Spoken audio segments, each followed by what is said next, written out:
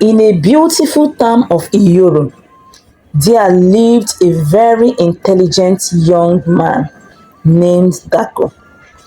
Dako was a young, handsome man that embarked on youth service. He was the only child of his parents. The parents of Dako loved him so much, which made them to use their last service to train him in university. The mother, Ekemma, sold all her jewelries to see him through in university, while the father, Onoja, sold all his properties on his behalf. This made Dako to work hard in school and came out with flying colors. During his days in school, Dako had a girlfriend named Isabella. Isabella loved Dako so much, and they promised themselves that they will marry each other.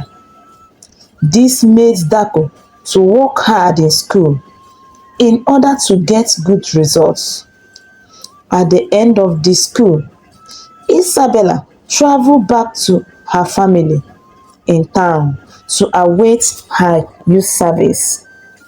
Dako and Isabella got posted in different states to serve, but their love continued to grow. Dako completed his youth service with dreams of a promising career ahead. Full of optimism, he embarked on the journey back home, eager to reunite with his family and start the next chapter of his life. Little did he know that fate had a different path in store for him. Dako had already called his mom and dad, informing them that he was on his way coming back home. Dako's parents were so happy. They prepared a very big occasion for their beloved son coming back from NYSC. They cooked different types of food, including fried rice and chicken.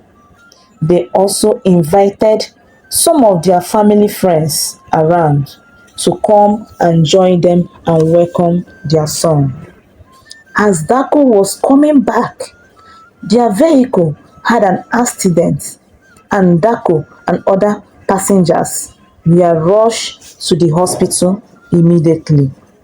As Dako's parents were waiting for him to come back for the celebration, they received a call from hospital informing them that their son had an accident on his way coming back from NYC. Dako's parents were shocked and rushed down to the hospital with tears. Dako woke up in a hospital bed surrounded by concerned faces, including his parents. The doctors delivered a devastating news that his spinal cord was severely damaged in the accident. Paralyzed from the waist down, Dako's dreams of a career and active life shattered in an instant. When Isabella got the news of his accident, she came to the hospital to see her boyfriend, hoping that it was an ordinary accident. But when she got to the hospital, she was shocked at Dako's condition, which made her to change her mind in marrying Dako. She asked herself, how will I marry a man that will not work till the rest of his life? Isabella asked herself. After some days, Isabella stayed for some days in the hospital and left and didn't come back again to see Dako. Dako was heartbroken. This made him to cry and almost giving up his life. But while this was going on in the hospital, there was a nurse that was taking care of Dako. People called her Nurse Sarah. Sarah fell in love with Dako in his condition due to Dako's intelligence and kind-hearted. Sarah, Sarah claims and feed Dako. She took care of him. With this, Dako immediately fell in love with Sarah and proposed to her. Dako and Sarah got married. Their wedding was a celebration of love and resilience.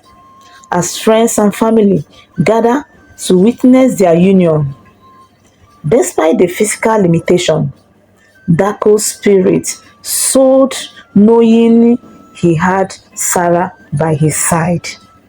As years passed, Dako and Sarah's love grew, yet their joy was tempered by the headache of infertility. Medical treatment and prayer seemed worthless. Each failed attempts casting a shadow over their hopes of starting a family. Sarah struggled with guilt of believing she couldn't give Dako the children he had dreamed of. However, Dako and Sarah found strength in each other. They embraced a life filled with passion and adventures, finding joy in simple moments and building a bond that transcended physical limitations. Sarah kept going from one hospital to another in search of fruits of womb. One day, a friend of Sarah directed her to one hospital inside the town to meet with doctor. After testifying how good the doctor was in terms of infertility, Sarah got to the hospital and met Dr. Bernard. "Good afternoon, doctor," Sarah greeted. "Good afternoon, madam. How will I be of help to you?" said Dr. Bernard. "A friend of mine directed me to your hospital after telling her my inability to have children," said Sarah. "Okay, madam. We conduct a test on you and your husband. Then after that, we carry on the treatment," said Dr. Bernard. "In this hospital, we give drugs, but God heals," said Dr. Bernard. Sarah and her husband were examined and given the necessary drugs for their inability to conceive. Ekemma and the Onojo continued to pray for their son and his wife. Ekemma continued to encourage her daughter-in-law Sarah, who married their son in his condition. Ekemma loved Sarah so much and she took her as her daughter. She worshipped her as a daughter-in-law because of her kind and the way she treats their son. One fateful morning, Sarah discovered that she was pregnant. Their long-awaited miracle brought tears of joy and disbelief. Against all odds, they were blessed with a child, symbol of hope and the heights of their steady love. Dako's journey was marked by misfortune. They learned that life's greatest challenge could lead to unexpected blessings. As Dako held their newborn child in his arms, he marveled at the resilience of human spirits and the boundless of power of love. Dako hugged his wife, Sarah, and tears of joy streamed down his face. Trust you find this story interesting. What moral lesson did you learn from this story? Please subscribe to my channel at African Tales by Ifenkili. Like and share with family and friends. Turn on your notification buttons And stay tuned for more interesting and mind-blowing stories coming your way next time. Remain blessed. Bye.